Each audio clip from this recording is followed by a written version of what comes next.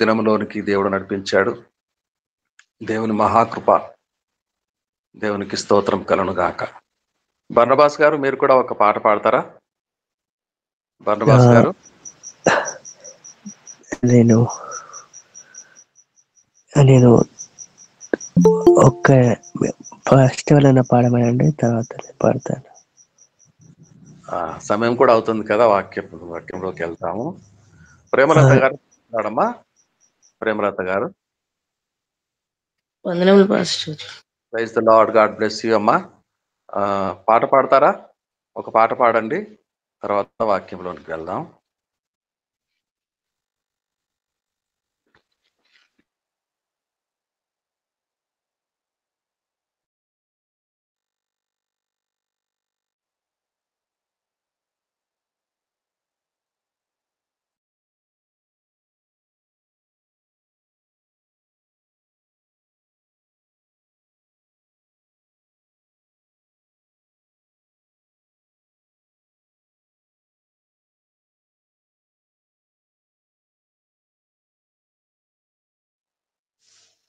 అందరికీ వందనములండి. అడుగడుగున స్తుతించనా, ఆరాధనతో సంతృప్తి పరచనా, ఆరాధనతో సంతృప్తి పరచనా, అడుగడుగున స్తుతించనా, ఆరాధనతో సంతృప్తి పరచనా, ఆరాధనతో సంతృప్తి పరచనా.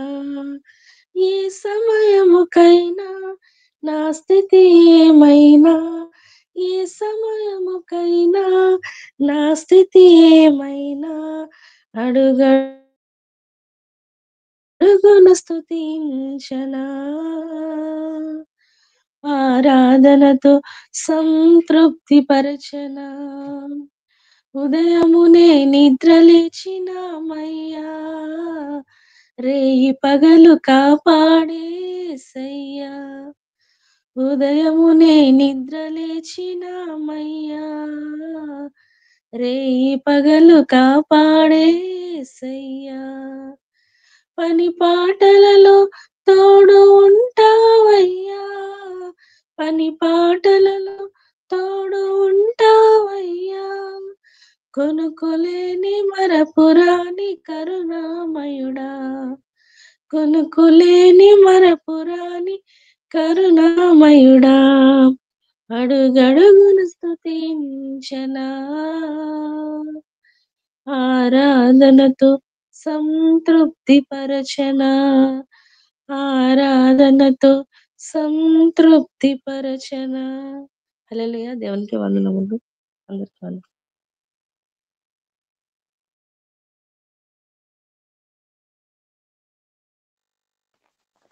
హల్లెలూయా, హల్లెలూయా, హల్లెలూయా, హల్లెలూయా. దేవునికి స్తోత్రం కలును గాక. మంచిదండి. హోషేయ గ్రంథము 2వ అధ్యాయము 18వ వచనం చదవండి అమ్మా.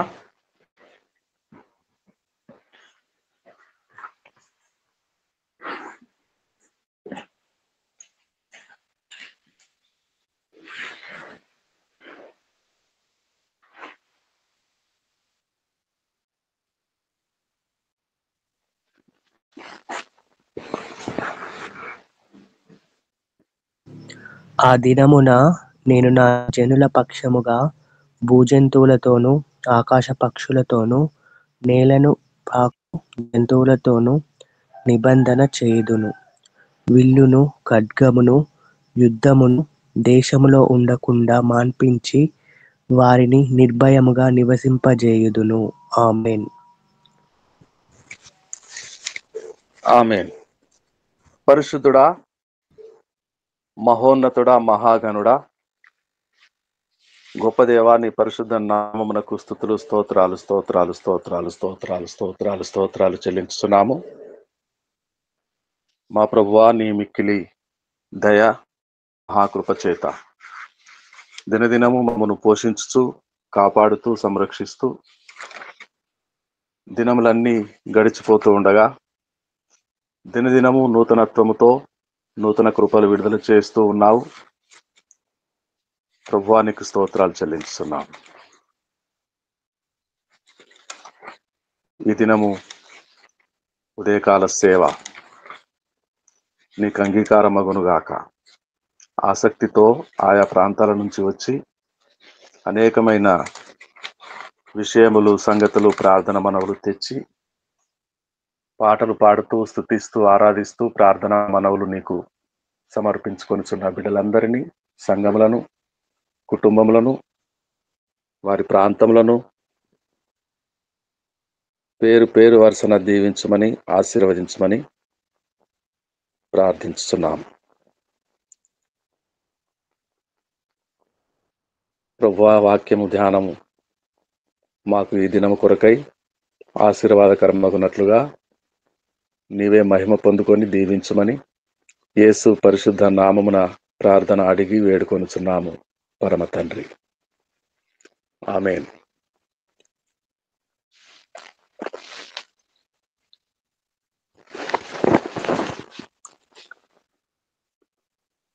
ఆ దినమున నేను నా జనుల పక్షముగా,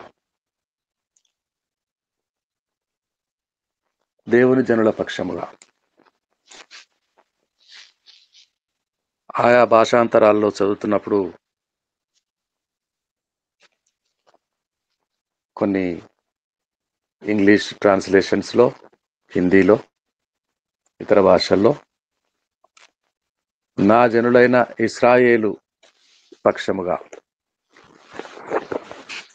నా జనులైన ఇశ్రాయేలు పక్షముగా అని వ్రాయబడింది. ఇశ్రాయేలులైన దేవుని జనులైన, దేవుని బిడ్డలైన, దేవుని ప్రజలైన ఆయన వారే భూజంతువులతోనూ మాట్లాడతాడట, ఆకాశ పక్షులతోనూ,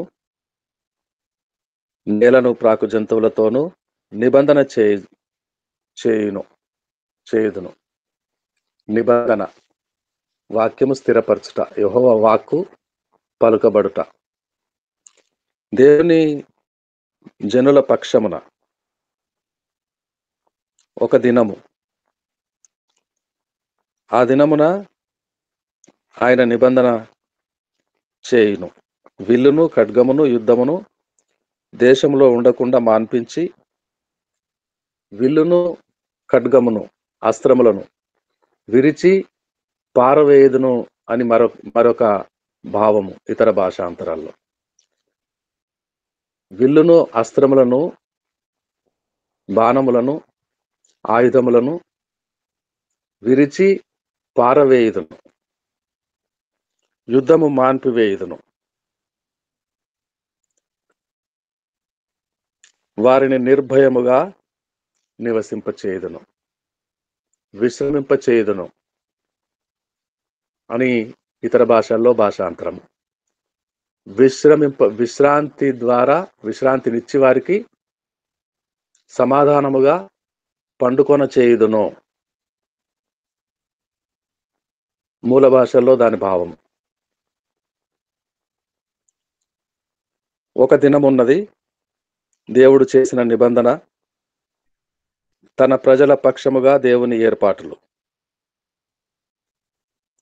నీవు నిత్యము ఉండునట్లుగా నేను నీతిని బట్టి తీర్పు తీర్చుట వలనను, దయాదాక్షిణ్యములు చూపుట వలనను నిన్ను ప్రధానము చేసుకొందును.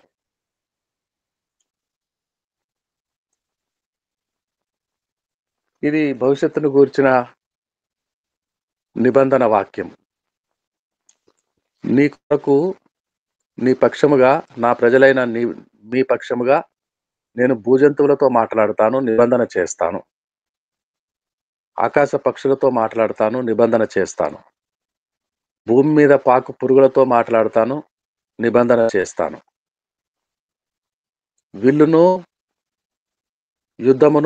విరుస్తాను, యుద్ధమును మాన్పివేస్తాను.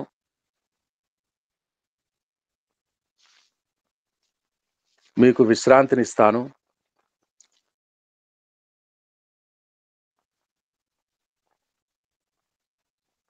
నిర్భయముగా నివసింపచేస్తాను. ఎప్పుడు ఇది? ఏ దినమో? ప్రభు దినము, యేసయ్య వచ్చు దినము, యేసయ్య దినం. అది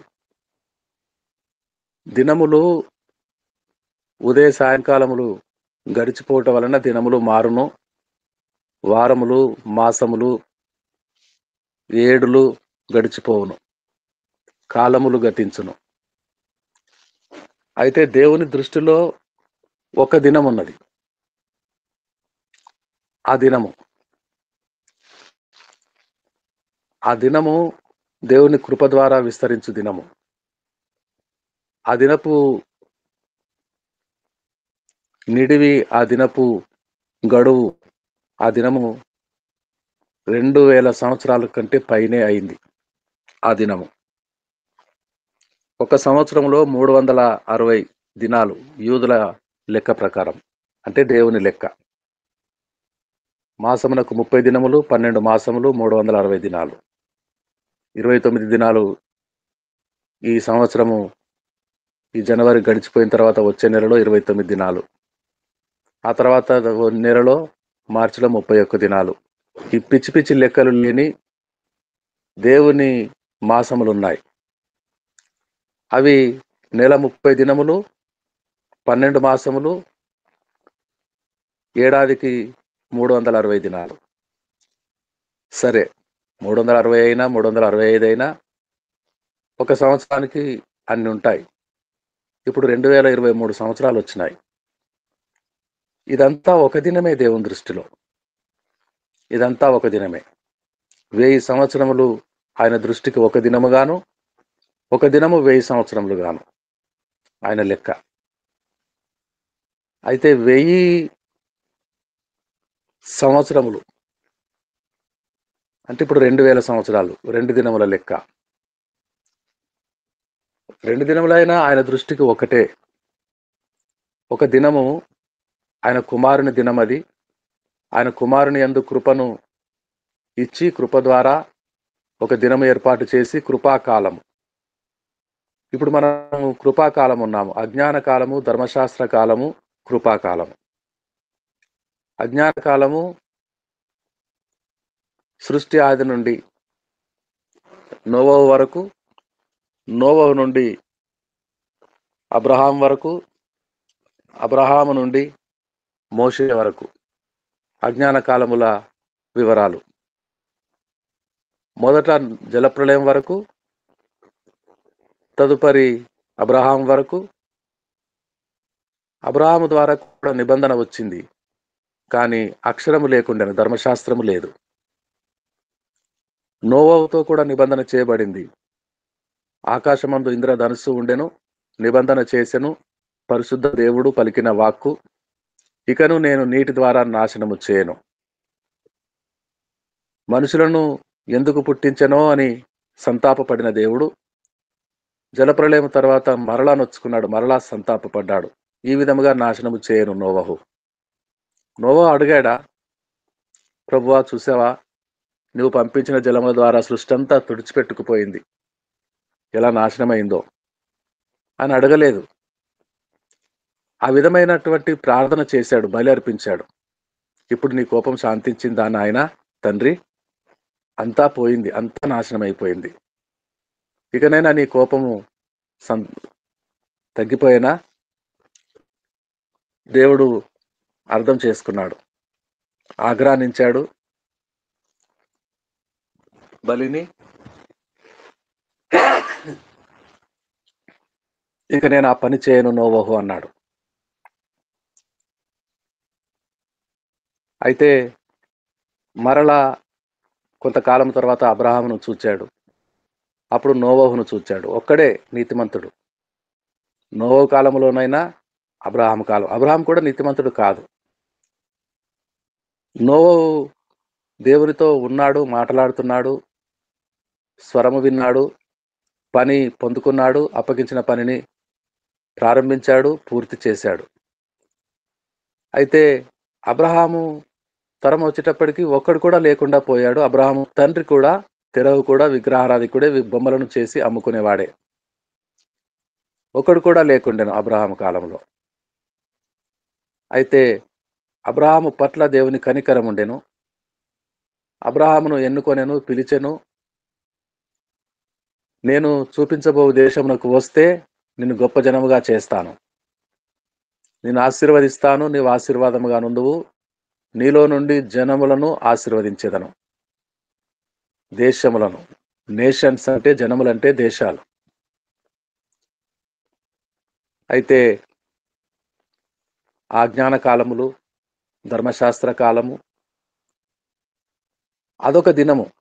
నోవ వరకు ఒక దినము, నోవ నుండి అబ్రహాం వరకు ఒక దినము, అబ్రహాం నుండి ధర్మశాస్త్రము వచ్చునంత వరకు ఒక దినము, ధర్మశాస్త్రము నుండి యేసు వచ్చే వరకు, రక్షకుడు వచ్చే వరకు మరొక దినము, ధర్మశాస్త్ర కాలము. ఇప్పుడు యేసు బలి అర్పణ తను తాను అర్పించుకునేది మొదలు పునరుత్థానుడై తిరిగి లేచిన తర్వాత ఒక సంధి కాల దినములుండెను, 50 దినాలు. పునరుత్థానుడైన ప్రభువు సమాధిలో నుంచి తిరిగి లేచిన 50వ దినమున పరిశుద్ధాత్మ కుమ్మరింపు, సంఘ ప్రారంభము. అప్పటి నుండి మరొక దినము. ఆ మధ్యస్థ కాలము 50 దినములు, 40 దినములు ప్రభువు భూమి మీదే ఉన్నారు. తరచూ శిష్యులకు ప్రత్యక్షమయ్యారు, తను తాను ప్రత్యక్షపరుచుకున్నారు. ఒక్కసారే 500 మంది కంటే ఎక్కువ మందికి కనిపించారు. అయితే ఆయన తండ్రి వలన వాగ్దానం చేసినది మీరు పొందుకునే వరకు యెరూషలేములోనే కనిపెట్టుకొని ఉండుడి, ప్రార్థన చేయుడి అని చెప్పిన మాట ప్రకారము 10 దినములు కనిపెట్టుకున్న తర్వాత 10వ దినమున ఆ పరిశుద్ధాత్మ దేవుడు, ఆదరణకర్త, సంఘమును నింపుటకు, సంఘమును ఆరంభించుటకు, సంఘమును కట్టుటకు, సంఘములోనే నివసించుటకు, సంఘమును నింపుటకు, బలపరచుటకు, దేవుని రాజ్య విస్తరణ చేయుటకు పంపబడిన పరిశుద్ధాత్మ కాలము, కృపాకాలము ఒక దినము. ఈ దినమును గురించే హోషేయ మాట్లాడుతున్నాడు. ఈ కాలమును గురించే మాట్లాడుతున్నాడు. ఆ దినమున పరిశుద్ధాత్మ వచ్చిన తర్వాత ఆరంభమయ్యే సంఘ దినమున, కృపాకాలమంతటిలో ఆ దినమున, పగలు రాత్రులు గడిచిపోయే దినాలు కాదు. మహోన్నతుని దేవుని దృష్టిలో ఈ కాలమంతా ఒక దినము. ఆ దినమున నేను ఆకాశము పక్షులతో మాట్లాడతాను, భూ జంతువులతో మాట్లాడతాను, యుద్ధము మాన్పిస్తాను, నేలను పాకు పురుగులతో మాట్లాడతాను. ఆ దినమున నేను నా జనుల పక్షముగా భూ జంతువులతో మాట్లాడతాను. భూ జంతువులు అన్ని పేర్లు పెట్టించుకోవటానికి, హాజరు వేయించుకోవటానికి వచ్చి yes sir, yes sir, yes sir అని ఆదాముకు లోబడి నమస్కారం పెట్టిపోయినాయి. ఏమేమి ఉన్నాయి అందులో? ఖడ్గమృగం ఉండేనా, సింహం ఉండేనా, పెద్ద పూలు ఉండేనా, ఎలుగుబంటి ఉండేనా, ఏనుగుండేనా, పామునా, నక్కుండేనా, తోడేలుండేనా? మృగములు మనిషి కంటే చాలా బలమైనవి.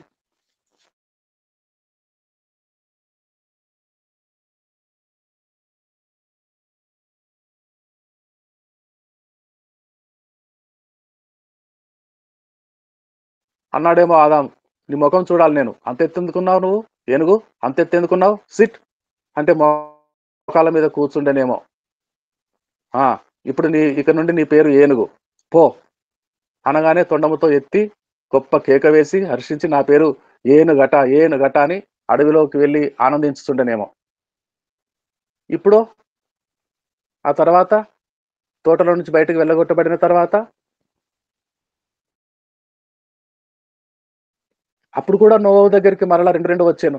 దేవుడు చెప్పినట్టు, దేవుడు చెప్పగా అవి వింటాయి. కుడి తట్టున వల వేయండి పిల్లలారా అన్నారు యేసు ప్రభుల వారు. ప్రభుల వారు చెప్పగానే ఆ మాట విని చేపలన్నీ ఇప్పుడు మేము కుడి తట్టున అన్ని వచ్చి ఒక దగ్గర ఉండాలట. ఆయన సేవకులు వలలు వేస్తారట, వలలో మేము నిండిపోవాలట. రాత్రంతా ఏమో మీరు దొరకకండి పిల్లలారా, చేపలారా, చేప పిల్లలారా, పారిపోండి, వాళ్ళు వచ్చి వలలు వేస్తారు, ఒక్కటి కూడా మీరు పడొద్దు అంటే పారిపోయినాయట. ప్రభుల వారి ఆన అయింది, సెలవైంది, అన్ని వచ్చేసి 153 చేపలు, పెద్ద చేపలు పడ్డాయట. దరికి లాగలేకపోతున్నారట. అలాగే నోవో ఓడలోనికి 2 పిలుచుకో అని నోవోతో మాట్లాడేటప్పుడే వాటికి సందేశం వెళ్ళిపోతుంది, వర్తమానం. అదిగో ప్రభు సెలవు. మరి ఎన్నెన్ని ఉంటాయో? 2 ఉంటాయా ఒక్కొక్క జాతిలో? ఒక్కొక్క జాతిలో ఎన్ని ఉంటాయో? గత వారము ఒక 72 ఏనుగులు గుంపు కర్ణాటక సరిహద్దుల్లో నుంచి చిత్తూరు ఆంధ్ర రాష్ట్రంలోనికి మందలుగా వస్తున్నాయట. మరి వాళ్ళు ఎలా లెక్కించారు 72 అని? ఆ అటవీ అధికారులు, ఆ రాష్ట్ర సరిహద్దుల అవతలున్న కర్ణాటక అధికారులు ఈ ఆంధ్ర రాష్ట్ర అధికారులకు సమాచారం ఇచ్చారట. అంటే వాళ్ళు లెక్కించారేమో అన్ని ఉన్నాయని. అన్ని వస్తున్నాయట. అవి వచ్చేస్తుంటే ఒక్కొక్క పాదపు అడుగు ఒక పెద్ద చాటంతా. అలాంటివి 4 కాళ్ళు ఉంటాయి. అవి నడుచుకొని వస్తూ ఉంటే బీభత్సం. టమాటా తోటలు, మిర్చి తోటలు, వాటికో లెక్క. గట్టు మీద రావాలి, వరం మీద నడుచుకుంటూ రావాలి, పొలంలో కాలేయకూడదని వాటికి ఏమైనా నిబంధన? విచ్చలవిడిగా వస్తాయి. 72 వస్తున్నాయట. ఒక్కొక్క దానికి 4 చాటలట. 72 వాటికి 4 చాటలు, పెద్ద చాటలు, చిన్న బుల్లి కాదు, పెద్దది.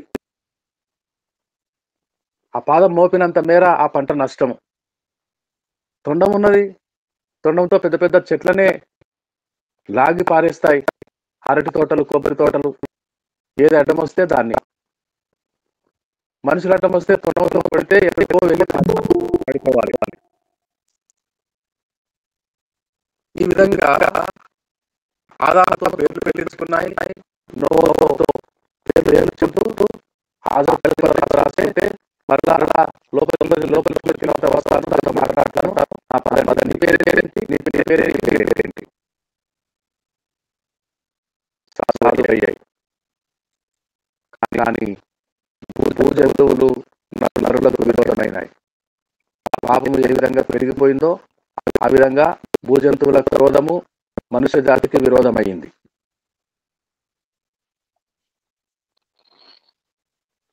ఆ నల్లమల కొండలు, చిత్తూరు జిల్లాలో ఉన్న కొండలు, తిరుపతి పరిసర ప్రాంతాల్లో ఉన్న కొండలు.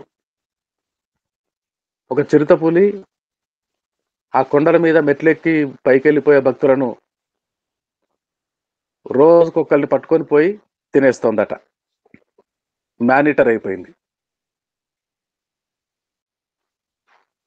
రోజుకొకరిని పట్టుకొని పారిపోయి తినవలసినంత తిని రక్తమంతా తాగి తృప్తి పొంది ఆ చచ్చిన శవాన్ని, కళేబరాన్ని చిన్న చిన్న జంతువులకు, నక్కలకు, అడవి కుక్కలకు వదిలేసి పోతుందట.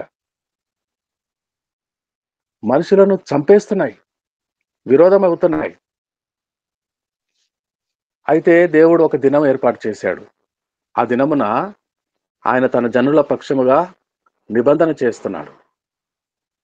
నిబంధన భూజంతువులతోనూ, ఆకాశ పక్షులతోనూ, నేలను పాకు పురుగులతోనూ. సరే, అడవి మృగాలు, అడవి జంతువులు మనుషుల మీద పడతాయి, మనిషి దొరికితే చంపేస్తున్నాయి. మరి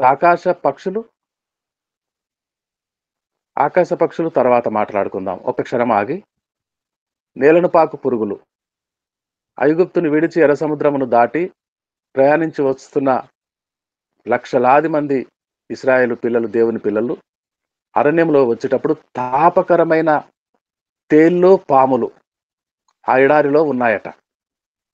తాపకరము అంటే పరిగెత్తి వస్తాయి. మానవ వాసన రాగానే పరిగెత్తుకుంటూ వస్తాయి కాటేయటానికి. కాటేయటమే దాని పని. దాని జీవితకాలం అంతా దొరికిన వారిని కాటేయటమే తేలు పని. ఎవరినైనా వదులుతాయా? వీరు ఆడవాళ్ళు కుట్టకూడదు, మగవాళ్ళనే కుట్టాలి, వీళ్ళు పిల్లలు కుట్టకూడదు, ఈ పిల్ల పేరు మరియను కుట్టకూడదు, మార్తనే కుట్టాలి, లాజర్ను కుట్టకూడదు, జాన్సన్నే కుట్టాలి, రామేశ్వరమ్మ గారిని కుట్టకూడదు, రాజకుమార్ గారిని కుట్టాలి అని పేరెరుగుతాయా? అవి దొరికిన వారిని దొరికినట్టు కాటేస్తాయి. పాము దొరికిన వారిని దొరికినట్టు తాపకరముతో వస్తున్నాయట. కానీ యెహోవా మాట ఉన్నదట, వీళ్ళు నా ప్రజలు, వీళ్ళు నా ప్రజలు, ముట్టొద్దు మీరు. ఎంత వేగంగా వడివడిగా కాటేద్దామని పరిగెత్తుకొని వస్తున్నారో, వచ్చి వాసన చూసి నా ప్రజలు నేను గీసిన గిరి చూసి అంతే వేగంగా, అంతకంటే మరింత వేగంగా పారిపోండి, మీరు ముట్టనేకూడదు. ఎవరికి ఎవరికి చెప్తున్నాడు దేవుడు? తేలుకు. ఎవరికి చెప్తున్నాడు? భుజంగానికి, కట్లపాముకి, విషనాగుకి, కోడెత్రాచుకి, తాపకరమైన సర్పాలకి. దేవుడు చెప్తే వింటాయా? దేవుడు చెప్తే వింటాయా? జలములారా, జలములు ఘన పదార్థమును, మనిషి అయినా జంతువైనా చిన్న రాయి అయినా ఇనుప ముక్క అయినా నీటి మీద వేస్తే మునిగిపోవాలి, ముంచేయాలి. దాని లక్షణం అది. జలములు ఘన పదార్థమును ముంచి వేసే లక్షణములు. అయితే సృష్టికర్త నడిచేటప్పుడు ఆ జల ఉపరితలము ఘన పదార్థమైంది. యేసు పాదము పడిన చోట జలముల మీద నడిచొస్తున్నాడు యేసు. యేసునందు విశ్వాసం ఉంచితే పేతురన్న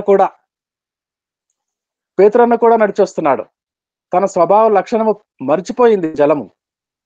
సముద్రము దాని స్వభావ లక్షణము మర్చిపోయింది, ఘనమైపోయింది, గట్టిపడిపోతుంది, ముంచటం లేదు ఇప్పుడు. అయ్యో, నేను గాజు మీద పరిగెత్తినట్టు పరిగెడుతున్నాను యేసయ్యా. అవును పేతురు, రా, నా దగ్గరికి రా. యేసును చూసినంతసేపు పరిగెడుతున్నాడు. గాజు అయిపోయింది సముద్రం, స్ఫటికము వంటి గాజు అయిపోయింది. అయితే తన వైపు చూసుకున్నాడు, అల్ప విశ్వాసి మునిగిపోయాడు. అల్ప విశ్వాసం చేత మునిగిపోతాము లోకంలో. యేసునందు విశ్వాసం ఉంటే నడుస్తాము లోకం మీద, మునిగిపోము. గాజు వంటి స్ఫటికమైపోతుంది. పరిస్థితులన్నీ ప్రతికూలమన్నీ మనకు అనుకూలమైపోతాయి. దుఃఖము నాట్యముగా మారిపోతుంది. శోకము ఉల్లాస వస్త్రముగా మారిపోతుంది. దేవునికి స్తోత్రం కలుగును గాక. భూజంతువులతో నిబంధన చేస్తాను, అవి మిమ్మును ముట్టవు. ఖడ్గమృగము, అడవి దున్న, ఏనుగు, చిరుత, ఎలుగుబంటి, పెద్ద పులి, అడవికి రాజు, సింహమైన ముట్టవు. వాళ్ళు నా సేవకులు. ఆ దానియేలు నా సేవకుడు అని యూదా గోత్రపు కొదమసింహం వెళ్ళి ఆ మధ్యలో నిలబడితే అవి పిల్లలైపోయాయి. సింహాల గుహ. ఆ తర్వాత కొన్ని రోజుల తర్వాత దానియేలు గారిని బయటికి తెచ్చిన తర్వాత కొంతమంది వేయబడితే ఎముకలను సైతము పొడుపుడుముగా నరికి నమిలి పారేసాయట. అంటే పిండి మిల్లులో వేసినట్టు. ఒక మనిషిని తీసుకెళ్లి పిండి మిల్లులో వేస్తే ఆ చర్మం అంతా పోయి, మాంసం అంతా పోయి, నరాలన్నీ పోయి, కేవలం ఎముకలే తెల్లగా పిండేయి ఒక 1/4 కేజో ఒక 100 గ్రాములో పిండి వచ్చి పడిపోయినట్టు. సింహాలతో మాట్లాడతాడు తన జనుల పక్షముగా ఒక దినమున, కృపాకాలమున, సంఘకాలమున. పాకు పురుగులతో మాట్లాడతాడు. కొండల మీద నుంచి అకాలమందు కురిసిన వర్షాలు బీభత్సముగా ప్రవహించి వచ్చి ఆ వరదల్లో అనేక రకాలైనటువంటి తేళ్లు, పాములు, రకరకాల నేలను పాకు పురుగులు వచ్చి ఇళ్లలో దూరుతాయి. గ్రామాల్లో దొరికిన వారిని దొరికినట్టు కాటేస్తాయి. ఎలా తప్పించబడతాము? ఆకాశ పక్షులు. ఇటీవల ఒక సంఘటన, భయము గొలిపే సంఘటన. ఒక 8 నెలల 7 నెలల 8 నెలల పసి బిడ్డకు ఒక తల్లి మేడ మీదకి వెళ్ళి పాటలు పాడుతూ అన్నం తినిపిస్తోంది. తినను మారం చేస్తే తినమ్మా పాటలు పాడతారు కదా. ఆ చందమామను చూపిస్తారు, ఆ చిలుకను చూపిస్తారు, ఆ ఆకును చూపిస్తారు, అదిగో అంటారు, ఇదిగో అంటారు. ఎలాగైనా తినిపించాలి పిల్లకు. ఎక్కడి నుంచో వచ్చింది ఒక ఆకాశ పక్షి, గద్ద కంటే పెద్దది. ఏ పామును, ఏ పురుగును చూసిందో భూమి మీద ఎక్కడనో ఉండి వేగంగా పరిగెత్తుకొని వస్తుంది. అది దాని రాక విమానము ఎగిరి ఆకాశంలోనికి ఎగురుతున్న విమానం కంటే స్పీడు, వందే భారత్ రైలు కంటే స్పీడు, అంత స్పీడ్తో వస్తుంది. ఆ పట్టుకోవడానికి. ఆ వచ్చేటప్పుడు ఎలా తగిలిందో ఈ డాబా మీద తల్లి ఒడిలో ఉన్న పాట పాడిస్తూ అన్నం తినిపిస్తున్న ఆ బిడ్డకు తగిలింది. ఆ వేగం తగలడం ఆ బిడ్డ బలంగా కిందికి ఎవరో కొట్టినట్టు కొట్టి తల బద్దలైపోయి ముక్కులో నుంచి చెవుల్లో నుంచి రక్తం కారి అక్కడికక్కడే ప్రాణం విడిచేసింది. ఎవరు కొట్టారు? ఆకాశ పక్షి. ఆకాశ పక్షులతో మాట్లాడతాను, ఆ దినమున నిబంధన చేస్తాను, భూజంతువులతో మాట్లాడతాను ముట్టకుండా, మీకు హాని చేయకుండా, నేలను పాకు పురుగులతో మాట్లాడతాను, మీకు హాని చేయకుండా. ఏ దినమున? యేసు దినమున, కృపాకాలమున, సంగమునకు, సార్వత్రిక సంగమునకు. యేసు సంఘం కొరకు తాను శ్రమ పొంది అప్పగింపబడి రక్తము కార్చి బలిదానం చేసి మృతి పొంది తిరిగి లేచి వెళ్ళేటప్పుడు చెబుతూ వెళ్ళిపోయాడు. మార్క్స్ వార్త 16 అధ్యాయము 17, 18 వచనాలు. మార్క్స్ వార్త 16, 17, 18 వచనాలు.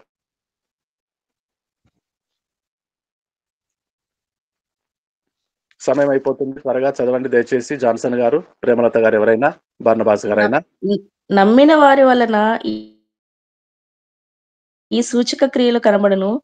నా నామమున దయ్యములను వెళ్ళగొట్టుదురు, కొత్త భాషలు మాట్లాడుదురు, పాములను ఎత్తి పట్టుకొందరు, మరణకరమైనది ఏది త్రాగినను అది వారికి హాని చేయదు, రోగుల మీద చేతులుంచినప్పుడు వారు స్వస్థత నొందుదురని వారితో చెప్పెను. ఆమేన్.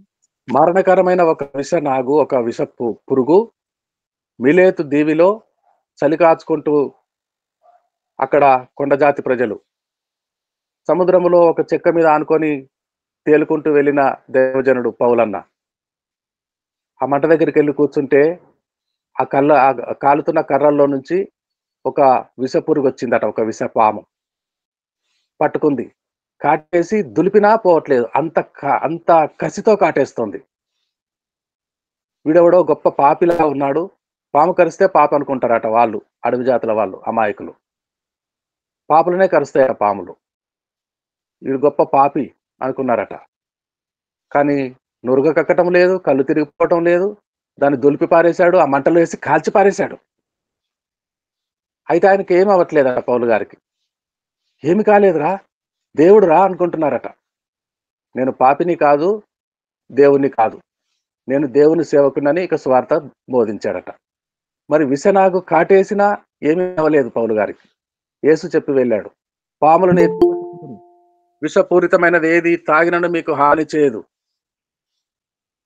మీరు ప్రార్థన చేయగా రోగులు శుద్ధులగుదురు, హానికరమైనది ఏది ఉండదు. ఎందుకంటే యెహోవా నిబంధన చేసేశాడు, భూజంతువులకు ఆజ్ఞ ఇచ్చాడు, అడవి మృగాలకు, ఆకాశ పక్షులకు ఆజ్ఞాపించాడు, నేలను పాకు పురుగులకు ఆజ్ఞాపించాడు. ఏమని? వీరు నా ప్రజలని, వీరిని ముట్టకూడదని, వీరు నా సేవకులని, వీరిని ముంచివేయకూడదని. జలములలో బడి వెళ్ళినప్పుడు బలమై ఉండువాడు, అగ్నివాసన అంటకుండా అగ్ని కీలల్లో అగ్నిలో కాపాడువాడు, సింహాల గుహలో చీల్చివేయు స్వభావమును మాన్పించి మృదు స్వభావము సింహాలకిచ్చువాడు, తన ప్రజల కొరకు, ఇశ్రాయేలు ప్రజల కొరకు. ఎవరు ఇశ్రాయేలు? గలతీ 6:16లో దేవుని ఇశ్రాయేలైన సంఘము, దేవుని ఇశ్రాయేలైన సంఘము, సార్వత్రిక సంఘము. అందులో నేను, నువ్వు, మనమందరము. మహమ్మారిలు, గాలిలో వచ్చినవి, భూజంతువులు, అరణ్య మృగాలు, హానికారకమైనవి, ఆకాశ పక్షులు, నేలను పాకు పురుగులు, మనకు విరోధముగా రూపింపబడిన ఏ ఆయుధమును వర్ధిల్లదు అని ఆజ్ఞ చేశాడు, నిబంధన చేశాడు దయగల తండ్రి. ఆ దినములో మనమున్నాము, కృపాకాలంలో. ఈ దినము కొరకే హోషేయ ప్రవచనము, ఈ కాలం కొరకే, ఈ కృపాకాలం కొరకే. దేవునికి స్తోత్రం కలుగును గాక. ఇదంతా చేసిన తర్వాత యుద్ధము మాన్పి విశ్రమింప చేస్తాడట, నెమ్మదిగా సమాధానముగా పండుకొని చేస్తాడట. నిన్న రాత్రి సమాధానం పడుకుంటారు దేవుని పిల్లలు, ఉదయమే లేస్తారు, యేసువైపు చూస్తూ దేవుని పరిశుద్ధ బలి వేదిక దగ్గరికి వస్తారు, దేవుని స్తుతిస్తారు, నిశ్చింతగా ఉంటారు. ఏమి తిందుమో అని చింతించరు, ఏమి త్రాగుదమో అని విచారపడరు. చింత యావత్తు దేవుని మీద వేస్తారు, యేసు మీద. పాటలు పాడుతూ వారి గృహములలో నుండి సంగీత సునాదములు వినపడుతూ ఉండగా, దేవుని సన్నిధి ఉండగా ఆరాధించుతూ దినదినము గడుపుకుంటారు దేవుని పిల్లలు. ఈ దినముల కొరకై హోషేయ ద్వారా ఇచ్చిన గొప్ప ప్రవచనము మన పట్ల నెరవేరుతున్నది. దేవునికి స్తోత్రం కలుగును గాక. ముగింపు ప్రార్థన తాడేపల్లిగూడెం పాస్టమ్మ గారు, మహిమ కుమారమ్మ గారు. ప్రార్థన చేసుకుందాం అండి. దేవాది దేవునికి, బాబు వారి కుటుంబానికి